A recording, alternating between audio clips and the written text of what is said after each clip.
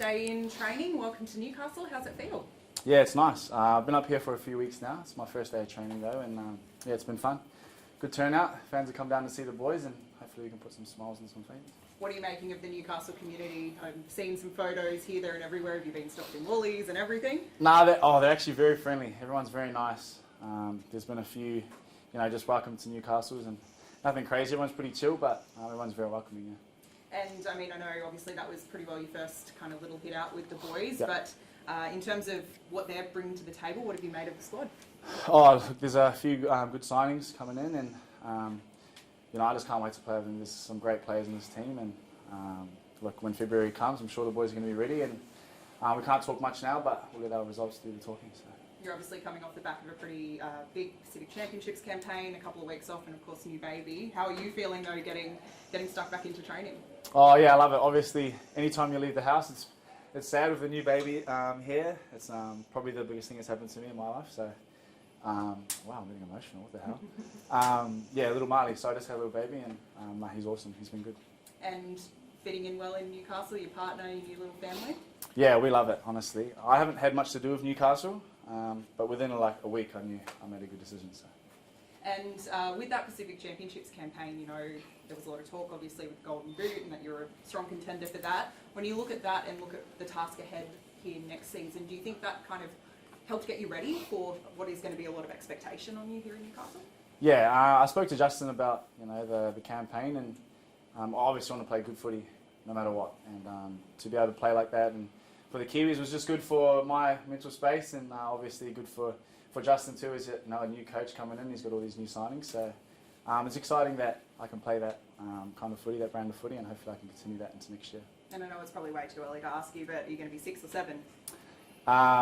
There's been no chat around that yet. Justin's been pretty good. He's not sure yet. I'm happy to play wherever, but I don't think the number is too important at the moment. So. And what about, Phoenix? You had a great sort of combination over in the Pacific Champs with him. What's it been like having him as like a friendly face coming into this squad? Yeah, it's good. Me and Phoenix got along quite well. I used to play against him SG Ball, so full circle moment. He had less hair then, and I didn't know he was Kiwi too. So I've learnt a lot with him over the last couple of weeks in the camp, and yeah, it is good to have a familiar face coming in. So I've played with Greg before as well, so there's a few familiar faces, and any footy team you go to, you get along. So I've loved the first day in training, so it's been good. And you were sort of saying it before, but specifically in Newcastle, what are you loving, and what have you been able to get out and do? I haven't done much, to be honest. The beaches obviously is the best part. I love Caves Beach. The coffee's good. That's what I do. I play golf too, and obviously I haven't been doing much because of baby. So it's a great family community. I'm just in. I probably won't say where I live, just in case. Don't do that. Yeah, I probably won't say that. But no, it's just a good community, and everyone's just so welcoming. I love it. Yeah. Obviously, when you signed, Adam O'Brien was the coach, but Justin Holbrook, now the new coach.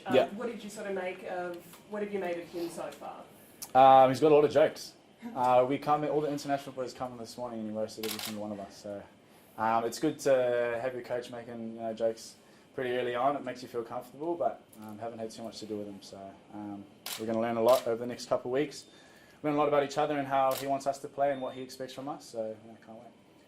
The boys had a very big session I hear yesterday. Were you happy to miss out on that one? And only I feel so bad, honestly. Like, you see photos up on Instagram of the boys training, and I've got the baby as an excuse, I guess. But I was still on holidays, and me and Phoenix obviously watched from outside of training, and we felt bad, but we can't wait to rip them. Am I right thinking you moved to Newcastle kind of a couple of months ago? And how important was that to get here and get a feel for the community and get settled before you started the season? Yeah, look, it was pretty rushed. It was funny, I actually moved up, and there was a man living in the granny flat where I was supposed to live, which we thought was ours. So it was a strange welcoming. We made a new friend. But yeah, getting up early was good, obviously for my partner. She was pregnant and had the Kiwis too. So to be all moved in by then was good, and makes just this whole thing much more smoother. Vegas is, I think, about 80 days away. Like, what's the kind of the priority, in that next couple of months for yourself and for the squad? Just getting repetitions in with the boys. There's a lot of new faces, new coach, new assistant coaches, new players, and it's just important that we get in and get heaps of reps together and just build some sort of trust and connection, and that's what a good footy team looks like. the club's been, getting around to a different communities, having the day today and then heading to Coffs Harbour. Like, how important do you think that is? Is that something that you've done previously with the Eels, getting out to those kind of in pre-season? Yeah, Para is really connected with their community, and I feel like Newcastle's very, very similar, if not just as good. So that's another reason why, obviously, it was easy making the decision to come up here. It was great fans, great community, and like that's why we do it.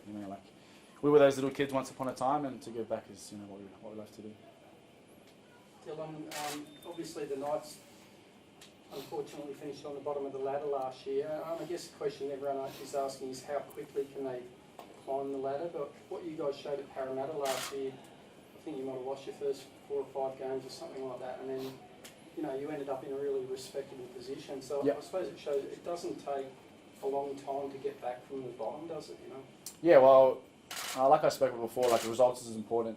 We want to win. Every team wants to win, and everyone knows winning in our game just one is hard. So we do have a task at hand, but look, we're not worrying about where we are on the ladder. It's about being a good team, getting those results, and just playing our best footy.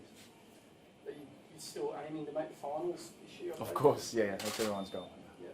What about the Eels? How do you reckon they'll go? Yeah, they should go good. They're like you said, they done well towards the end of the year, and they signed Jonah, which is a great signing for them. I feel that's a great fill-in. But yeah, no, they've got an awesome year ahead. Rosie's doing some good things there, so can't wait to see that. You must be looking forward to playing against them.